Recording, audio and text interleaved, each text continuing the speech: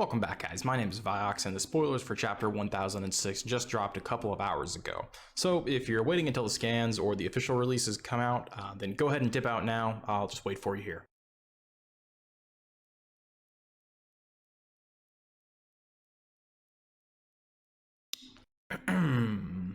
Alright, so if you're still here, you're exposing yourself to the spoilers, you've been warned. So, the chapter wants us to focus mostly on Hyogoro and X-Drake defending Chopper while he makes the antidote for the diseases. However, there were two other things that kind of caught my attention that I just want to go over. The first was that, once again, we're apparently seeing Marco versus King and Queen, another 1v2 for our boy Marco. Secondly, Parasparrow has defeated Carrot, who should still be in Sulong form as far as we know. So we all know that Marco is a badass. That should never be a question. He was the first division commander on Whitebeard's ship, so he should be a badass. He should be the second most powerful member of the original Whitebeard pirates, right? Now, I don't specifically like the whole first commander, second commander, third commander tiers, but I believe that they do hold some merit. Marco was ranked as the first commander, and he's currently fighting another first commander and a second commander at the same time. He's already taken them on earlier 2v1 for a brief moment before we saw Queen kind of disappear, and we only saw him fighting Queen, but now I guess he's back to fighting both of them. And we also know that, he's clashed with Blackbeard's crew, and at least, he managed to survive with the payback war and everything. We know that he fought at the Marineford against multiple admirals almost simultaneously. So my main question today is, how strong exactly is Marco? If he's going to continue to contest King and Queen at the same time, we're going to need to start thinking about either how strong he is or how much weaker King and Queen are compared to the likes of the other Yonko commanders, because Marco is kind of doing them dirty in these most recent chapters. So is he stronger than your average first commander? That's what it looks like to me. So who exactly do we start comparing him to? The only other reasonable characters left to gauge his power level seem to be either Benn Beckman or the Dark King Rayleigh.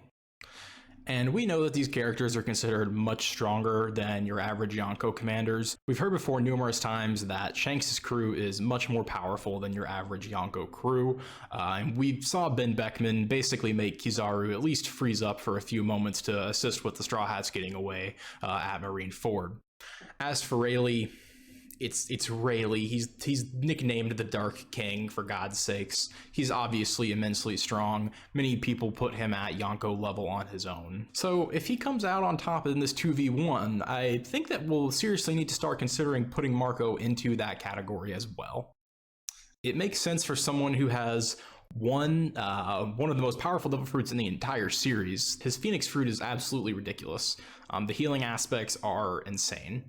And two, he has decades of being the right-hand man of the world's most powerful pirate, Whitebeard. So I definitely think that that's something that we're going to need to start considering if this chapter does turn out the way that the spoilers are making it look to be. Of course, we don't know yet for sure, but just something to think about. The next thing that I want to briefly kind of go over is Parasparrow. We've seen him in action at Whole Cake. We saw what he was capable of. For the most part, it seemed. However, the spoilers are indicating that he has defeated Carrot, who should still be in Sulong form at this point as far as we know. And I kind of saw a lot of people on Reddit kind of maybe going a little crazy over Parasparrow about this. They were like, wow, Parasparrow should just be considered a sweet commander. And as somebody else was like, oh, well, the sweet commanders aren't shit compared to him. But the thing is, I think that they're heavily overestimating him here. Now, we do know that Carrot should have had Wanda with her in this fight. The spoilers aren't giving us a whole lot of information about this, but it seems like we're setting up to get some more Parasparrow action in the near future, either with him fighting with or against Marco. It's kind of hard to tell with his intentions. They seem pretty unclear at the moment. We know that he was kind of upset that the alliance had been formed between Big Mom and Kaido, but I'm not really for sure if he would just go up against another Yonko crew without Big Mom's permission. Anyway, so my main question for him now is, where exactly are we trying to put him?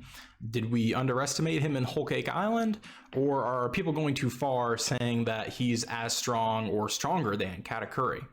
I personally think that he's definitely a commander tier fighter.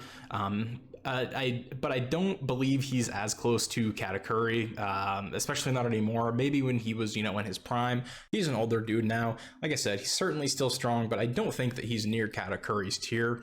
Everyone seems to believe that beating Sulong Carrot is an incredibly amazing feat, which, don't get me wrong, Sulong form Carrot is amazingly strong, but I don't believe that she's anywhere near the commander tier just yet, so it doesn't seem too far-fetched for Parasparrow to take her down, at least in my opinion. Of course, we'll have to wait for the officials before making any bold statements, but I just wanted to get some thoughts out there as to these two characters. Make sure to let me know what you all think in the comments, like and subscribe for more content like this. I'll certainly have a Chapter 1006 full breakdown come out whenever the full scans are available, so be on the lookout for that. But until then, peace.